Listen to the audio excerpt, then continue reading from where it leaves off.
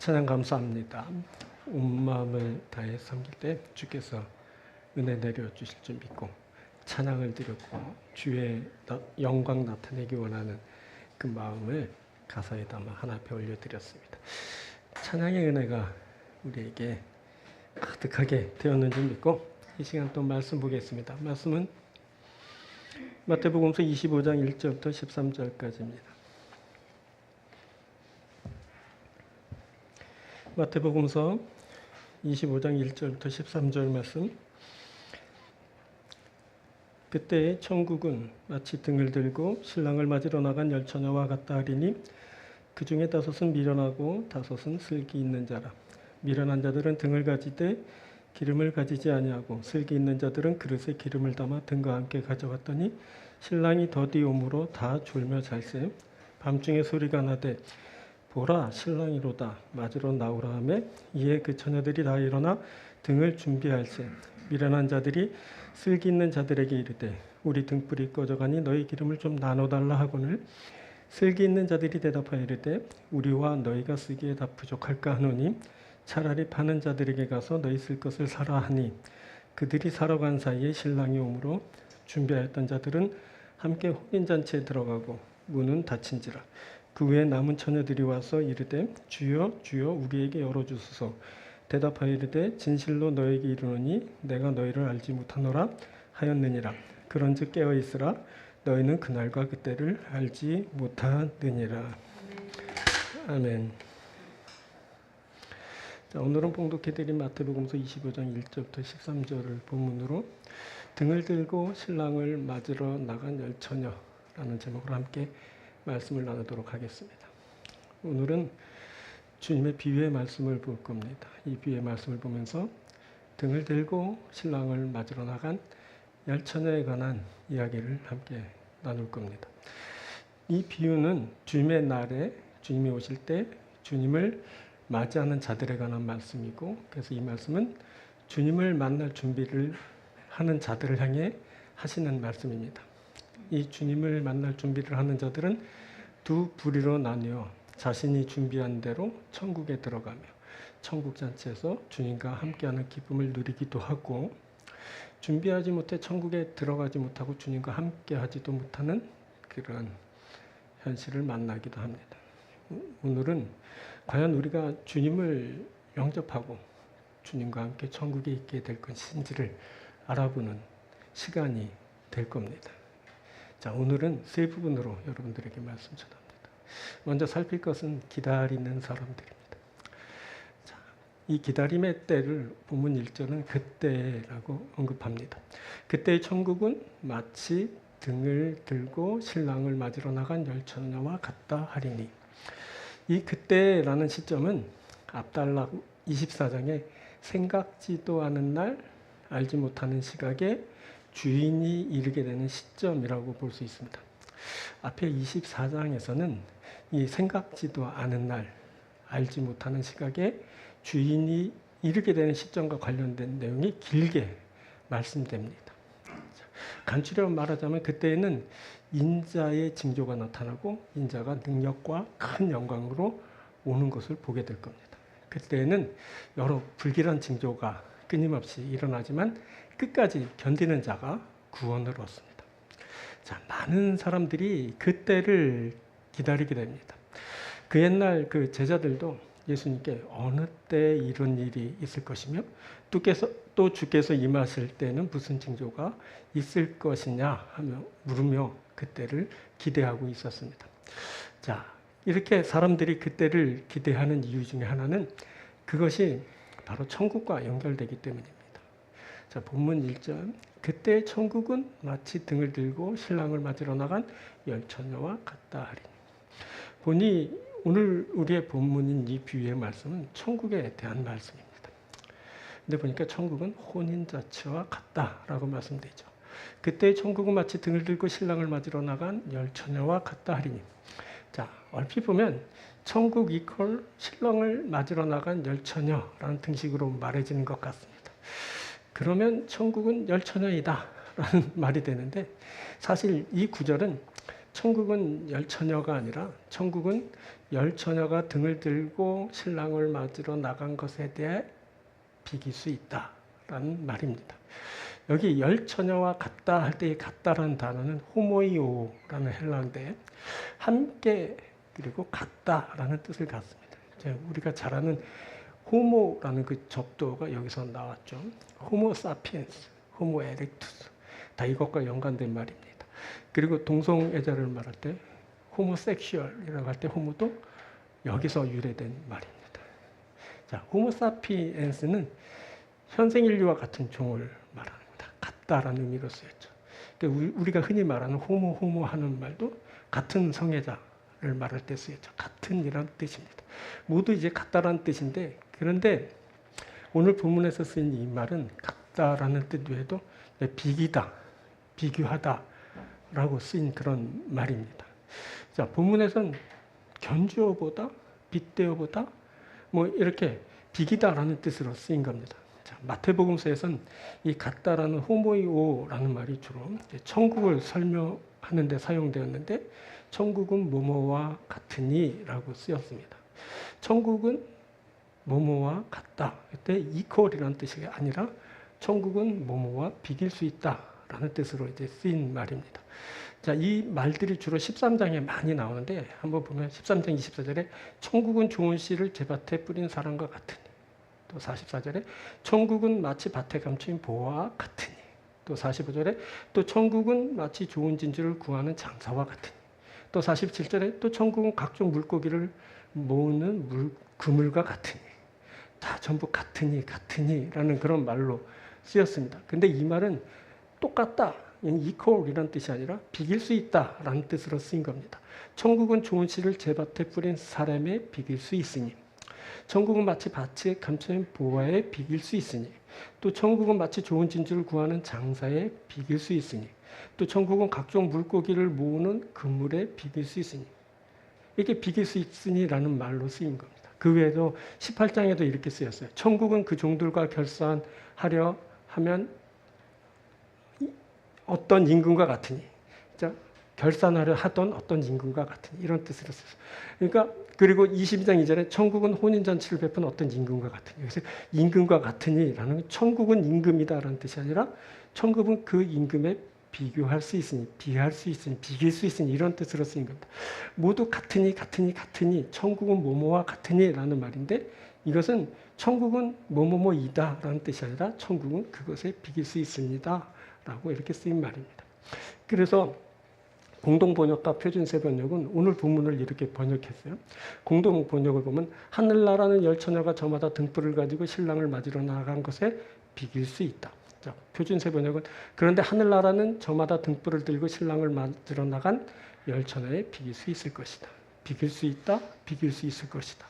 이렇게 번역을 해놨죠. 이 번역은 이 공동번역과 표준세 번역이 보다 정확한 번역이라고 볼 수 있습니다.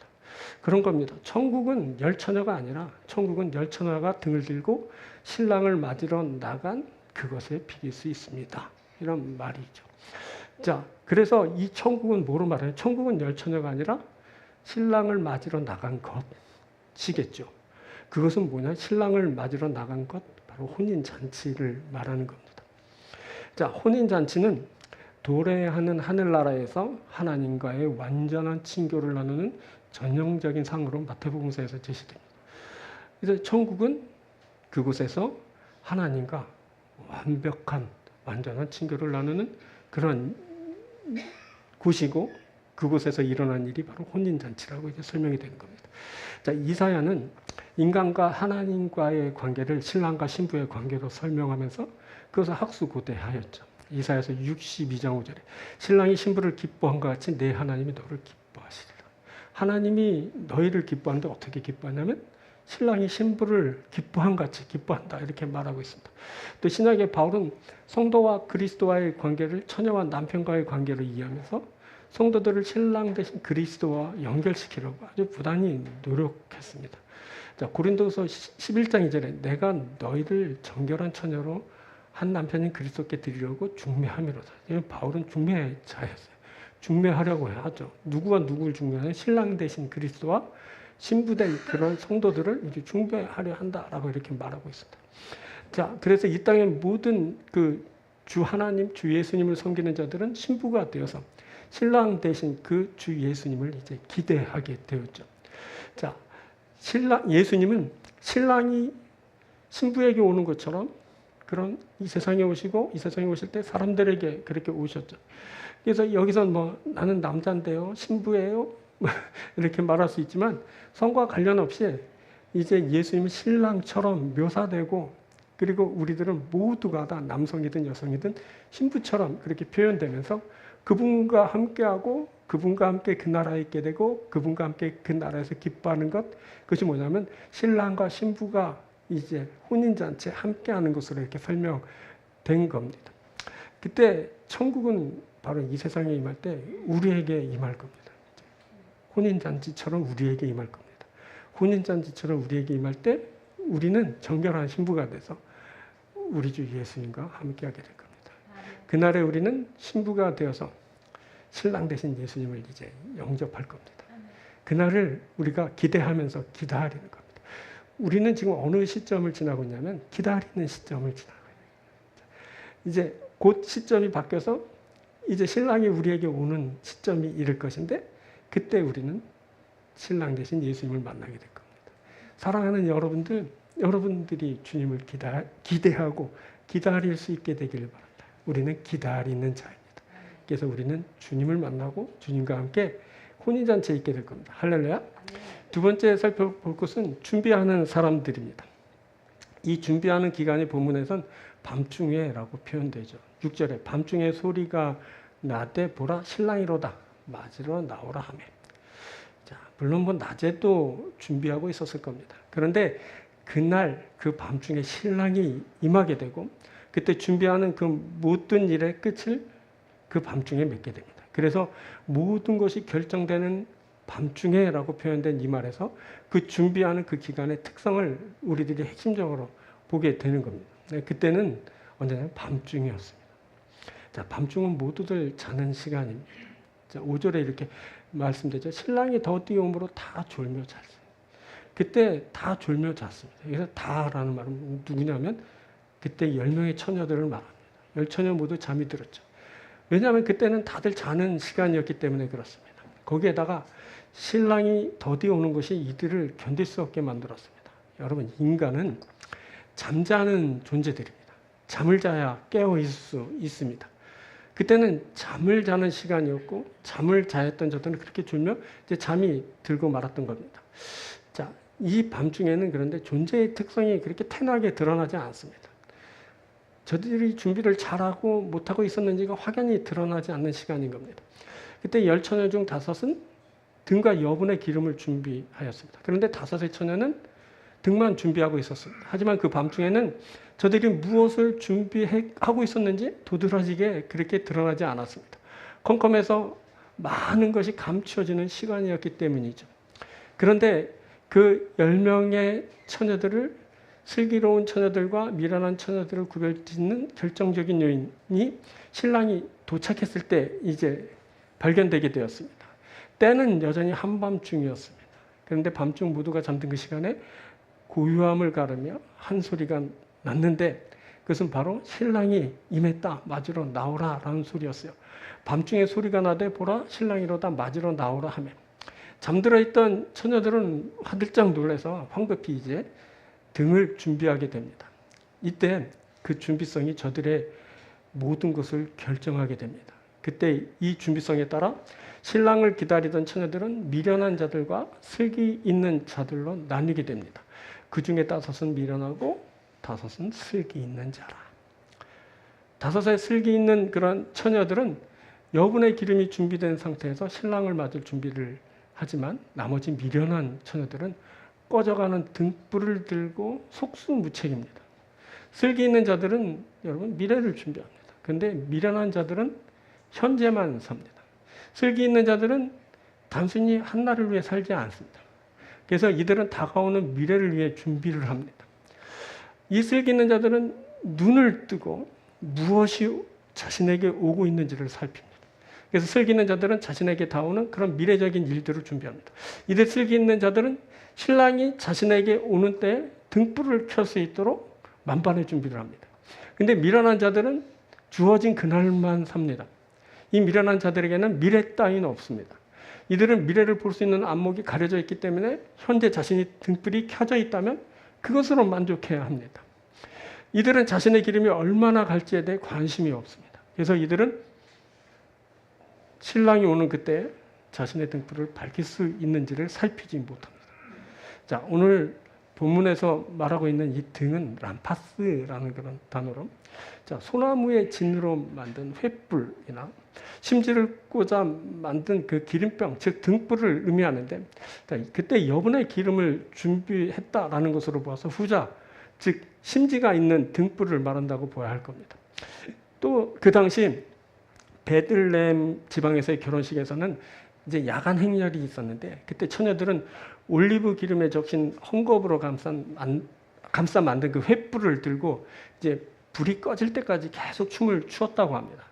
그런데 그 횃불은 대략 한 15분 정도밖에 타지 못하기 때문에 여분의 기름을 반드시 준비하였다가 불이 꺼지려고 하는 순간 다시 한번 기름에 그 횃불을 이제 적셔서 이렇게 춤을 춰야지 끝까지 출 수 있었다고 합니다.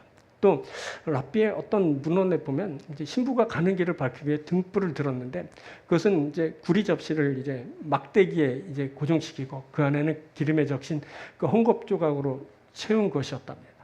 이 기간에도 긴 시간 그런 이제 행렬을 해야 하면 이제 기름이 떨어질 때를 대비해서 이제 여분의 기름을 이제 준비하여야 하는 것이 상식이었을 겁니다. 자, 어떤 경우이든 등불이 그 점화되는 시점은 6절에 보라 신랑이로다 맞으러 나오라 라고 신랑이 도착했다는 소식이 들렸을 때일 겁니다. 그때까지는 그냥 모두 졸며 잠이 들고 있었죠. 근데 신랑이 도착했다는 이제 소리가 들렸을 때 처녀들은 그때야 이제 신랑을 영접하기 위해 이제 등불을 점화하기 시작합니다.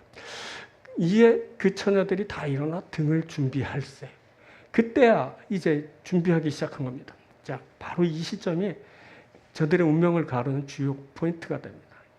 기름을 여분으로 준비한 처녀들은 신랑을 맞이하는데 준비가 없지만, 그때까지 기름을 준비하지 못한 처녀들은 등불에 기름이 부족하게 되어 더 이상 이제 등을 밝히지 못하게 됩니다. 그래서 이제 문제가 발생합니다.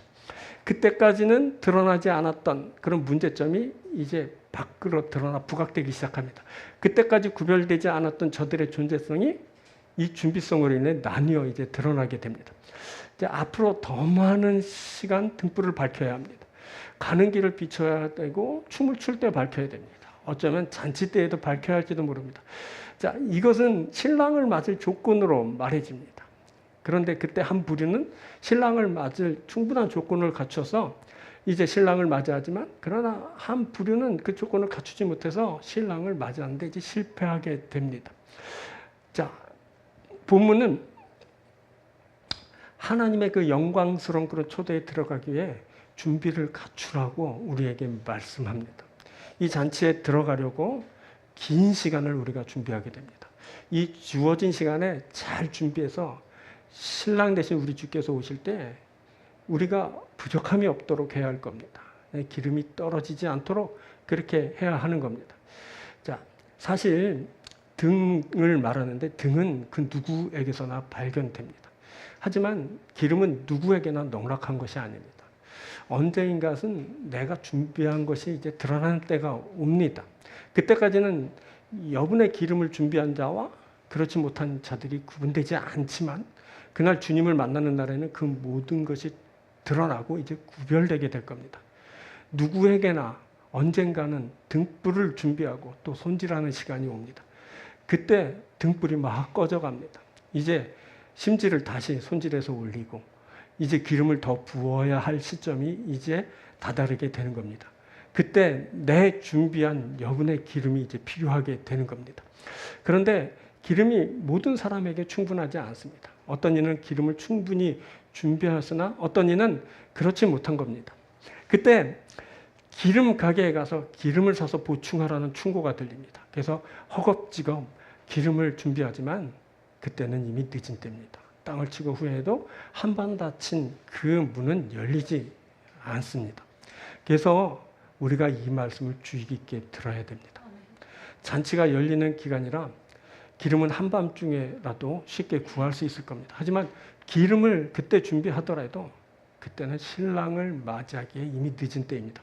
중요한 것은 기름을 사서 보충할 수 있는 능력이 있냐 하는 것이 아니라 늦기 전에 준비하고 있어야 한다는 겁니다. 그날에는 기름을 충분히 준비해서 계속 빛을 발하고 있는 등을 들고 있는 자들과 기름이 떨어져 버린 등만 덩그러니 들고 있는 자들이 이제 나뉘게 될 겁니다. 그때 기름이 없는 등은 아무런 쓸모가 없는 그냥 껍데기일 뿐입니다. 오늘날에도 교회 안에는 이런 껍데기들이 많습니다. 껍데기 목사들, 껍데기 성도들이 많습니다. 오늘 이 말씀을 저와 여러분들이 잘 들어야 됩니다. 내가 점점 껍데기가 돼가고 있지는 않은지, 기름이 있는지 없는지도 관심이 없고, 그래서 기름을 준비하지 못한 채 그냥 외형만 갖추고 내가 교회에 있으니까, 내가 신앙생활이라고 이렇게 하고 있으니까 나는 주님을 맞이할 수 있을 거야, 이렇게 생각하고 있지는 않은지. 이 시간 주님이 우리에게 말씀합니다. 너희가 과연 준비하는 자냐? 나를 맞이할 준비를 하고 있느냐라고 물어오십니다. 우리들이 이 시간 등을 체크해야 되고 그 등을 밝힐 기름을 체크해야 됩니다. 잘 준비해서 신랑이다 맞으러 나오라 할 때 그때 다시 우리가 심지를 손질하고 심지를 끌어올려 거기에 불을 당길 때 여분의 기름과 함께 가지고 주님을 만나러 나가야 할 것입니다. 사랑하는 여러분, 우리가 지금 등을 준비하고 있습니다. 기름을 준비하고 있습니다. 우리가 슬기로운 신부가 될 겁니다. 우리가 신랑 대신 예수님을 영접할 겁니다. 그날에 예수님을 만나 예수님과 함께 불을 환히 밝혀 그 혼인잔치에 함께 있게 되길 바랍니다. 세 번째는 다른 결과에 이르는 사람들입니다. 이 다른 결과에 이른 때를 본문 11절은 그 후에라고 언급하죠. 그 후에 남은 처녀들이 와서 이르되 주여 주여 우리에게 열어주소서. 자, 이 그 후에라는 그런 시점은 신랑 입장이 다 맞춰지고 이제 혼인잔치가 본격적으로 시작된 때입니다. 10절 그들이 사러 간 사이 신랑이 오므로 준비했던 자들은 함께 혼인잔치에 들어가고 문이 닫힌지라. 11절 그 후에 그때는 그 혼인잔치가 열리는 그 집의 문이 닫히게 됩니다. 문이 닫혔을 때 미련한 처녀가 기름을 이제 보충하고 도착합니다. 이 다섯 처녀는 막 문을 두드리며 말하죠. 주여, 주여, 우리에게 열어주셔서. 우리가 이제 왔습니다. 기름 준비해 왔습니다. 그러면 이제 호소하고 애원하게 됩니다. 그런데 거기엔 단호하고 엄격한 거절만 있습니다. 12절 대답하여 이르되 진실로 너에게 이르노니 내가 너희를 알지 못하노라 하였느니라. 몹시 이 말씀이 낯설습니다. 이건 그동안 주님답지 않은 말씀입니다. 오래 참으시고 자비하시고 끊임없는 사랑을 베푸시고 그 은혜와 긍휼로 함께 하시는 주님의 모습이 아닙니다. 왜냐하면 그때는 심판주로 오시는 주님이시기 때문에 그렇습니다. 그때는 재판관이 돼서 이 세상을 사람에 대해서 판결하러 오신 겁니다. 처음 초림 때 주님은 사랑과 은혜의 주님으로 오셨습니다. 용서하시러 오셨고 자비를 베푸시러 오셨습니다. 생명을 주시러 오고 구원을 베푸시러 오셨습니다. 이제 재림주로 오시는 주님은 은혜와 사랑의 주님이 아니라 심판주로 오십니다. 이 세상을 심판하시고 사람들을 판결하실 겁니다. 그래서 이런 말씀이 임하게 됩니다. 내가 너희를 도무지 알지 못한다. 여기서 놀라운 점이 하나 발견되는데 그때 10처녀 모두 신랑의 도착을 기다렸다는 사실입니다. 그때 5의 처녀만 신랑을 기다리고 나머지 5은 신랑을 외면한 것이 아닙니다. 10처녀 모두 신랑을 기다렸죠. 그런데 5처녀만 받아들여졌습니다. 나머지 5처녀는 신랑에 의해 거부당했습니다. 그 거부된 처녀들이 여러분 등을 준비하지 않은 것이 아닙니다. 이 5처녀도 등을 준비했습니다. 이 5처녀들도 신랑을 학수고대하고 있었던 겁니다. 그래서 신랑이 온다고 하는 그 장소까지 신랑을 맞으러 나가 있었습니다. 그리고 늦었지만 끝까지 최선을 다해 그 부족한 기름을 보충하여 왔습니다. 그들은 자신의 잘못을 그때 즉각적으로 바로잡았습니다. 이 처녀들은 그 컴컴한 밤에 어둠을 헤치고 기름을 파는 곳까지 달려가서 기름을 보충하여 등을 환히 밝히고 돌아왔습니다. 그런데 그곳에는 차갑고 혹독한 거절만 있었습니다. 그 거절은 단호하고 엄격했습니다. 이 미련한 5처녀들은 자신들이 간절히 원하는 그 혼인 자체에 참여하지 못하게 되었습니다. 이들은 신랑과 함께하지 못해 그분과 분리되고 신랑이 가져오는 그 모든 것을 함께 누리지 못하게 되었습니다. 우리는 그 이유를 이 여인들 앞에 쓰인 미련한이라는 형용사에서 찾아볼 수 있습니다. 미련한 5처녀들입니다. 이 미련한이란 말은 모로스라는 단어인데 어리석은이라는 뜻으로 쓰인 말입니다. 마태복음서에서는 주로 지혜로운 혹은 슬기 있는 이란 말과 함께 쓰이면서 대조적으로 사용되었습니다. 자, 대표적인 말씀이 이제 7장에 나옵니다. 볼까? 24절부터. 그러므로 누구든지 나의 이 말을 듣고 행하는 자는 그 집을 반석 위에 지은 지혜로운 사람 같으니 비가 내리고 창수가 나고 바람이 불어 그 집에 부딪히되 무너지지 아니하나니 이는 주초를 반석 위에 놓은 까닭이요 나의 이 말을 듣고 행하지 아니하는 자는 그 집을 모래 위에 지은 어리석은 사람 같으리니 비가 내리고 창수가 나고 바람이 불어 그 집에 부딪히면 무너져 그 무너짐이 심하니라. 보면 지혜로운 사람이 등장하고 어리석은 사람이 등장하죠. 지혜로운 사람은 어떤 사람은 말씀을 듣고 행하는 사람입니다. 이 사람은 말씀을 듣고 반석 위에 집을 지었습니다. 근데 어리석은 사람은 이와 대조돼서 말씀을 듣지만 반석 위에 집을 짓지 않고 모래 위에 집을 지었습니다. 여기서 주요 포인트는 뭐냐면 말씀을 들었다 안 들었다가 아니라 말씀을 듣고도 행치 않았다는 다 있습니다. 여기서 이 어리석은 자는 하나님의 말씀을 듣고도 행치 않았습니다. 하나님의 말씀을 거절한 겁니다. 그래서 이 어리석음은 우둔함이 아니라 하나님에 대한 반역으로 읽힙니다. 이것은 선천적으로 타고 태어난 머리 나쁜 같은 숙명이 아니라 후천적으로 스스로 선택하여 범한 죄악인 겁니다. 죄는 하나님을 벗어나 자기 마음대로 사는 겁니다. 이것이 성경의 죄요 악으로 말해집니다. 누구나 하나님의 말씀은 듣습니다. 교회 나와 설교 듣고 성경 막 밑줄 쳐가서 읽고 그렇지만 말씀대로 살지는 않습니다.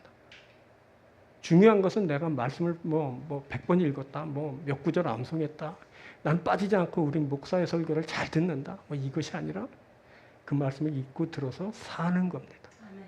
행하는 거죠. 행하지 못하면 어떻게 되면 다 알고도 내가 죄와 악을 범한 것이 됩니다.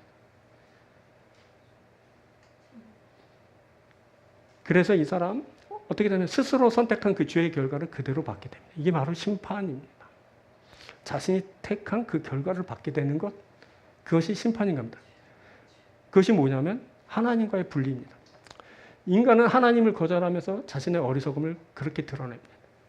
그 어리석음의 결과로 하나님과 분리되는 결과를 맞게 됩니다. 심판의 날 이 사람은 완벽하게 하나님과 분리됩니다. 이게 심판인 겁니다. 그 잔치에 있지 못하고 그가 가져오는 나라를 받지 못하고 그의 기업을 얻지 못합니다. 그와 분리된 채 어두운 데서 이를 갈리라. 근데 이를 갈게 되는 거예요. 이게 바로 심판의 결과입니다. 자, 그리고 마태복음서에서 등불이나 빛 이런 것이 말씀되는데 이것은 제자들이 행할 착한 행실, 선행을 의미합니다. 자, 마태복음 5장에서 이렇게 말씀드리죠. 14절부터 보면 너희는 세상의 빛이라 산에 있는 동네가 숨기지 못할 것이요 숨겨지지 못할 것이요 사람이 등불을 켜서 말 아래 두지 않냐고 등경 위에 드나니 그러므로 집안 모든 사람에게 비치니라. 이같이 너희 빛이 사람 앞에 비치게 하여 그들로 너희 착한 행실을 보고 하늘에 계신 너희 아버지께 영광을 돌리게 하라. 자, 이때 주님은 제자들에게 뭐라고 그러냐면 너희는 세상의 빛이다 라고 말씀하셨습니다. 그러면서 이같이 너희 빛이 사람 앞에 비치게 하여 그들로 너희 착한 행실을 보고 하늘에 계신 너희 아버지께 영광을 돌리게 하라 라고 말씀하셨습니다. 자, 마태복음서에선 행함이 없는 그 믿음은 무의미한 것이, 기름이 없는 등은 쓸데없는 것에 지나지 않습니다. 자, 아까 빛이다, 비춰라 하는 말씀은 산상수훈에서 말씀된 건데 그 산상수훈의 결론 부분에서 이렇게 말씀되죠. 7장 21절에 나더러 주여 주여 하는 자마다 다 천국에 들어갈 것이 아니요 다만 하늘에 계신 내 아버지의 뜻대로 행하는 자라야 들어가리라. 네. 입으로만 주여 주여 하는 껍데기 신앙을 가지면 안 됩니다. 그런 사람은 천국에 들어가지 못합니다. 등반 준비한 자들은 천국에 있을 수 없습니다. 다만 아버지의 뜻대로 행하는 행동을 갖출 때 여러분 천국에 들어간다. 마태복음서에서의 예수님의 말씀입니다. 행동의 중요함이 이렇게 마태복음서에 계속 강조되고 있죠. 오늘 이 말씀을 우리가 주의 깊게 들어야 됩니다. 그때 있었던 그 엄격한 그 단호한 고전은 주께서 임하실 날에 있을 그런 핵심적인 주제를 우리에게 알려줍니다. 이게 뭐냐면 심판이다, 심판. 그 외에는 단호하고 엄격한 판결이 있을 겁니다. 그 판결은 명백한 것이기에 취소되거나 변경될 수 없습니다. 상소나 항고가 있을 수 없는 판결이 그날에 있게 될 겁니다. 심판주로 오시는 주 예수님의 판결입니다. 그날의 사람들이 다른 결과를 맞게 될 겁니다. 그때까지는 밝히 드러난 것이 없어 모두가 등을 가지고 주님을 기다리는 모습으로 존재하지만 밝히 드러나는 그때에는 등과 기름을 가진 자와 등만 가진 자가 나뉘게 됩니다. 그런데 어리석은 자는 등만 가지고도 주님이 더디 오심을 악용합니다. 자, 우리가 지난주에 나눈 그 악한 종에 대한 이야기 기억하십니까? 그 악한 종은 주인이 더디 올 것이라고 판단해서 동료들을 때려서 저들의 사역을 방해했습니다. 뿐만 아니라 주관자처럼 파티를 술 친구들과 먹고 마시면서 자신을 죄에 방임하였습니다. 주인이 돌아왔을 때 이 악한 종은 외식하는 자가 받는 벌에 처해집니다. 왜냐하면 그는 종인데 주권자처럼 주인처럼 행세했기 때문에 그렇습니다. 겉과 속이 다르고 그리고 그의 말과 행동이 다르고 표리부동한 그 모습은 외식으로 주인 앞에 판결된 겁니다. 그 판결 나는 그때 어떤 일이 있냐면 그는 밖에 버려져 일을 갈게 돼. 거기서 일을 갈게 된다라고 말씀은 끝맺습니다. 분리된 겁니다. 이게 바로 심판인 겁니다. 그리고 우리가 수요 예배 때 나는 그런 한 달란트 받은 종에 대한 이야기 여러분 잘 아실 겁니다. 이 한 달란트 받은 종은 주인을 굳은 사람으로 판단해서 주인이 오기까지 그 오랫동안 그 맡은 달란트를 땅에 묻어두었습니다. 그리고 주인이 임할 때 그 한 달란트를 그대로 들고 왔죠. 그때 그 종은 주인에 의해서 무익한 종이라고 판단을 받고 이 종 역시 어두운 데 내쫓겨 일을 갈게 됩니다. 주인과 분리된 겁니다. 그리고 오늘 본문에 미련한 5처녀 신랑이 더디 왔지만 그 기간 동안 준비한 것이랑은 등만 준비한 채 잠만 자다가 신랑을 맞으러 나왔어. 이들은 신랑에 의해 거절되고 함께하지 못하는 자가 되었죠. 이 세 부류의 사람들을 우리들이 잘 보아야 됩니다. 이들은 자신이 맞아 들어야 할 대상인 주인 혹은 신랑을 오해하였습니다. 아니 이해하지 못하는 몰리해했죠. 이들은 자신의 생각에 머물러 자신의 판단대로 행합니다. 그때 그들은 잘못 판단하고 잘못 행하였습니다. 이들은 어리석은 자들입니다. 이들이 주인의 신랑을 그렇게 판단했던 것처럼 역으로 주인이 왔을 때 신랑이 왔을 때 그렇게 판단을 받게 됩니다. 본문에서 그때 신랑은 미련한 자수처녀에게 이렇게 말합니다. 진실로 너희에게 이르니 내가 너희를 알지 못하노라. 신랑이 그 처녀들을 몰라서 모른다 한 것이 아니라 그때 그 처녀들이 신랑에 대해 그릇된 이해를 한 것처럼 나도 너희에게 그렇게 되돌려 주겠다라고 이렇게 말하게 된 겁니다. 이 비유에서 여러분 신랑이 지체된 것처럼 지금 주님의 재림이 지연되고 있습니다. 그런데 그때 신랑이 갑작스러운 그런 등장이 있었던 것처럼 주님도 갑작스럽게 그렇게 오실 겁니다. 그날에는 등과 기름을 준비한 슬기로운 처녀들이 신랑이 베푸는 잔치에 참여한 것처럼 주님이 신랑으로 오실 때 신부들인 성도들은 주님이 여시는 그 주님의 천국 잔치에 참여하게 될 겁니다. 사랑하는 여러분, 이 말씀을 오늘 우리가 잘 들읍시다. 목사인 저가, 성도들인 여러분들이 잘 들었으면 좋겠습니다. 이것을 뼛속 깊숙이 새기고 영혼 골수 깊숙이 집어넣어서 기억하고 있다가 그렇게 삶을 살아내고 잘 준비하여서 신랑 대신 주께서 우리 가운데 오실 때 신부된 우리들이 주님을 맞게 되며 맞을 때 부족함 없이 맞고 신랑이 가져오는 그 나라를 받고 그 기업을 얻으며 그 의를 얻고 그래서 주와 함께 그 잔치에 참여하는 자들이 됩시다. 사랑하는 삼성교회 성도 여러분, 우리가 너무 어려운 시간을 보냅니다. 근데 그 어려운 시간이 우리의 신앙을 어떻게 하지 못합니다. 우리는 어렵지만 더 신앙이 깊어질 겁니다. 우리가 지금 그 눈물의 골짜기를 지나고 마치 죽을 것 같은 그러한 고통의 시간을 우리들이 보내고 있지만 여러분, 우리들은 그 시간에도 주님을 기억하고 바라보며 주께서 다시 오실 것을 기다리고 그리고 잘 준비하는 시간을 갖게 될 겁니다. 그래서 마침내 주님이 오실 때 주님을 기뻐 맞으며 그 주님과 함께 있는 그런 놀라운 축복된 그런 미래를 만나게 될 겁니다. 사랑하는 여러분, 간곡히 여러분들에게 말씀드립니다. 슬기 있는 다섯의 처녀들이 되십시오. 기름을 준비하십시오. 그래서 주님 오신 날 밝히 그 조명하여 주님의 길을 준비하고 그 주님과 함께 그 잔치에 참여하는 복된 여러분들이 되길 주의 이름으로 축원드립니다. 말씀 맺겠습니다. 우리가 지금 뭘 하냐면 주의 오심을 기다립니다. 기다립니다. 그게 뭐야? 그러지만 기다립니다. 이거 기다린다는 것을 우리들이 딱 강조점을 줘서 우리들이 생각하고 또 기도하고 그리고 되새겨야 된다. 우리는 기다리는 중입니다. 우리는 또 준비합니다. 우리는 준비하고 있습니다. 지금 뭐 힘들어서 잠시 쉴 수도 있고 뭐 복잡하고 어려운 시간을 지나면서 잠시 그렇게 내려놓을 수 있지만 다시 또 준비합니다. 또 준비할 겁니다. 잘 준비할 겁니다. 그래서 우리가 천국잔치에 참여할 겁니다. 할렐루야! 사랑하는 여러분, 우리 모두 신랑을 맞아 천국잔치에 참여합시다. 할렐루야! 주께서 여러분들에게 은혜와 축복을 주실 줄 믿습니다. 기도하겠습니다. 우리가 주의 오심을